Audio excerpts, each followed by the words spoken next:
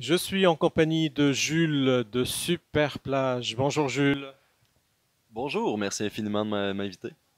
avec grand plaisir. Donc on parlait justement des albums Super Plage 2 et entre les deux il y avait, vous m'avez dit, Vacances, Électro-Vacances, voilà, et le mixtape. On va d'abord parler du mixtape qui est justement un projet à part parce que là, vous remixez des chansons de plein d'artistes anglophones et francophones. J'ai même vu Safia Nolin. Oui, c'est un projet qui m'a tenu énormément à cœur, que j'ai eu beaucoup de plaisir à faire. Ça a vraiment été un honneur que Safia Nolin et tous les autres participants acceptent premièrement de se prêter à ça, qui me donnent leur bénédiction suite aux résultats que je leur ai proposés. Puis c'est ça, c'était vraiment pour me faire plaisir aux gens, pour faire bien humblement découvrir des artistes à d'autres fanbases, si je peux me permettre. Puis, ben, c'est ça, j'avais envie, moi, d'entendre des voix que je connais et que j'aime dans un autre contexte, puis de partager ça avec les gens pour, ben, c'est ça, les sortir d'un... Tu sais, je trouve que c'est un peu rare au Québec qu'on fait ce genre de choses-là. Là. Je prétends pas réinventer la roue, absolument pas. Mais ouais, c'était un espèce de petit cadeau que je me faisais puis que je voulais faire aux gens. Tout à fait. C'est important que vous avez mentionné justement faire découvrir à un public qui vous suit, mais qui ne suit pas nécessairement les autres artistes francophones et autres. Et donc, grâce à vos remixes, vous les avez un petit peu sortis de leur zone de confort. Oui, puis encore là, je dis ça tout à fait humblement. Je pense qu'il y a beaucoup de gens qui m'ont découvert grâce à ces gens-là. Je pense que par contre, effectivement, je sais pas si quelqu'un pouvait prétendre connaître et suivre ces 21 artistes-là. Donc peut-être que quelqu'un s'est intéressé à la compilation parce qu'il suivait un tel ou une telle, puis qu'il en a découvert d'autres. Puis c'était un peu mon but avec ce projet-là. Donc, parlant des albums maintenant, Electro-Vacances, c'était une parenthèse entre les deux super plages. Oui, ça se voulait peut-être aussi une espèce de renouveau. Je pense que le fait de sortir un album avec un titre, avec un cover qui me représentait, c'était un peu la prochaine étape après les mixtapes Super Plage 1 et 2. Puis ben c'est ça, c'est le dernier album qu'on a oui, qu'on a sorti. J'en suis très fier, puis ben, j'ai très hâte à la suite. Tout à fait.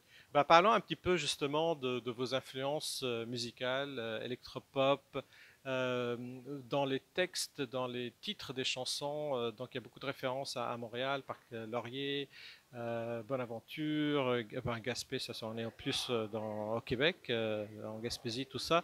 Mais ça raconte vos aventures finalement. Oui, c'est ça. Ben, tout est romancé, évidemment, là. Ben, jusque dans une certaine limite. Puis oui, ben, évidemment, on n'a pas pu voyager énormément récemment. Ouais, je m'inspire de ma vie, de ce qui m'entoure.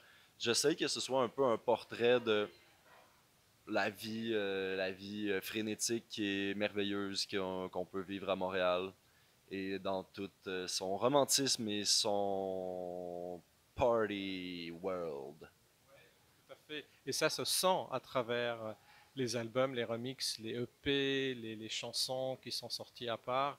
Vous vous êtes là pour nous emporter vers une évasion musicale. Complètement. Il y a des gens qui font très bien des chansons tristes et profondes qui nous font poser des questions. Je prétends pas en faire autant. Je leur laisse ça. Ils sont excellents et excellentes. Puis, ben ouais, ça se veut une espèce d'évasion. Moi, j'ai du plaisir en les faisant. Je veux que les gens aient du plaisir en les écoutant. Après ça, peut-être que ça peut les encourager à être plus libres ou amoureux ou quoi que ce soit, mais c'est ça, c'est pas profond, tout à fait. On est dans le plaisir et la bonne humeur. On prend des titres comme Miami ou Aéroport. Oui, ben c'est ça. Ouais, ben ça nous fait voyager. J'espère que ça nous fait. Moi, ça me fait voyager un peu dans la limite du possible. Puis, ben ouais, c'est ça. On est dans l'évasion. Alors, à quoi on peut s'attendre sur scène? C'est assez festif. Je sais pas si. Ben oui, en fait. Je pense que tout le monde connaît La Femme. C'est quand même une de nos références live. Je trouve qu'il y a une belle folie à leur spectacle, une belle spontanéité. C'est très coloré. Alors, ouais, ben, donc je dirais que c'est comme La Femme, mais un petit peu moins bon. Il faut pas dire ça, c'est différent simplement, c'est votre style à vous. C'est une éloge à La Femme que j'adore. Mais oui, c'est une de nos, c'est un spectacle qu'on aime se référer à.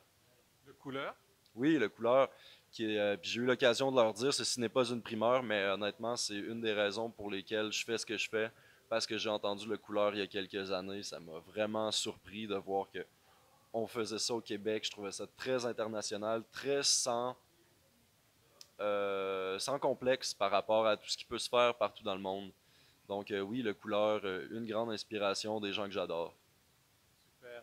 Alors, est-ce qu'il y a une suite de EP, d'albums, de remix à venir après les Franco? Oui, absolument. J'ai pas de date. Par contre, on sort une chanson aujourd'hui qui s'appelle La Nuit, qui est le premier extrait d'un album à paraître en 2022 ou 2023, je crois, qui va s'appeler Magie à minuit. Ceci est une exclusivité. Ah, merci beaucoup, Jules. Très bonne continuation. Merci infiniment.